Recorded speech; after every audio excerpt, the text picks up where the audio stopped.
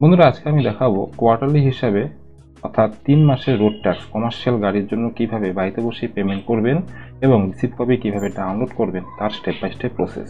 তো এই প্রসেসটি করার জন্য আপনাদেরকে পরিবহনের যে অফিসিয়াল সাইট আছে অর্থাৎ পরিবহন.gov.in যে অফিসিয়াল সাইটটি আছে এখানে চলে আসবেন। একদম ছোট্ট একটি প্রসেস। তো প্রথম থেকে শেষ পর্যন্ত দেখুন, আশা করি প্রতিটি বিষয় বুঝতে পারবেন। তো বন্ধুরা, রোড ট্যাক্সটি পেমেন্ট করার জন্য আপনারা এই সাইটটিতে চলে আসবেন। আসার পর এখানে দেখতে পারবেন অনলাইন সার্ভিস বলে একটি অপশন আছে। এর নিচে অনেকগুলো লিস্ট আপনার কাছে খুলে আসবে। তো প্রথমে দেখতে পারবেন ভেহিকেল রিলেটেড সার্ভিস বলে একটি অপশন আছে। প্রথমেই এখানে ক্লিক করবেন।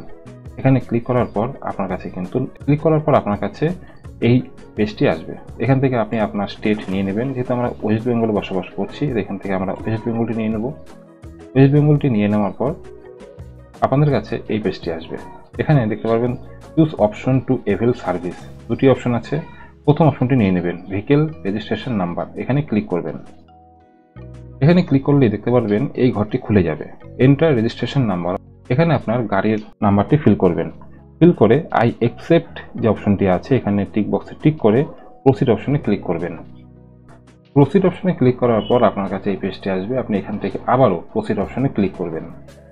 বন্ধুরা, এরপর কিন্তু আপনার কাছে অনলাইন সার্ভিসেসের পেজটি খুলে আসবে।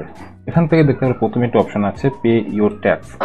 রোড ট্যাক্স পেমেন্ট করার জন্য আপনাদেরকে এই অপশনটিতে ক্লিক করতে হবে। এরপর আপনি এখান থেকে করে দেবেন ওকে। ওকে অপশনে ক্লিক করার পর আপনার কাছে অনলাইন অ্যাপ্লিকেশন রোড ট্যাক্স। বন্ধুরা, এখানে ভেহিকেল আরসি নাম্বারটি শো করবে। আপনাকে আপনার গাড়ির লাস্ট 5টি সংখ্যা অর্থাৎ চেসিস নাম্বারের লাস্ট 5টি সংখ্যা এখানে লিখে ভেরিফাই ডিটেলস অপশনে ক্লিক করতে হবে।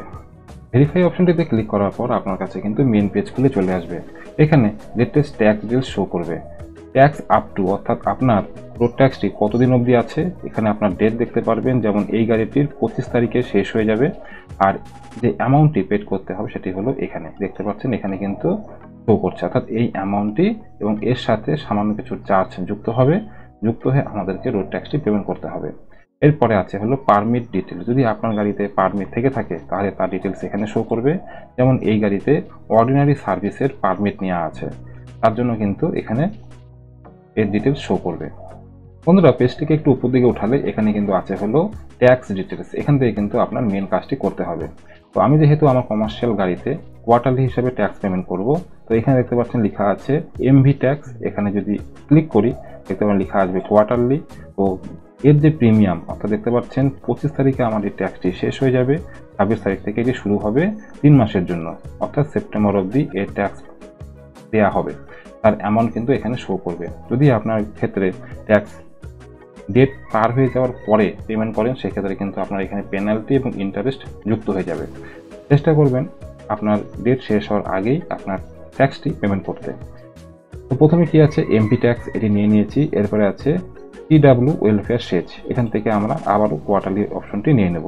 তো অ্যামাউন্ট কিন্তু অটোমেটিক ক্যালকুলেট হয়ে গেছে। এবার যদি একটু পেজটিকে উপর দিকে উঠাই দেখতে পাচ্ছেন টোটাল অ্যামাউন্ট এখানে শো করছে। অর্থাৎ যে টাকাটি আমাদেরকে পেমেন্ট করতে হবে সেটি হলো 2622 টাকা, 2582 টাকা। তার সাথে ইউজার সার্ভিস চার্জ 20 টাকা এবং ট্রানজ্যাকশন চার্জ 20 টাকা যুক্ত হয়ে 2622 টাকা আমাদেরকে পেমেন্ট করতে হবে 3 মাসের রোড ট্যাক্সের জন্য।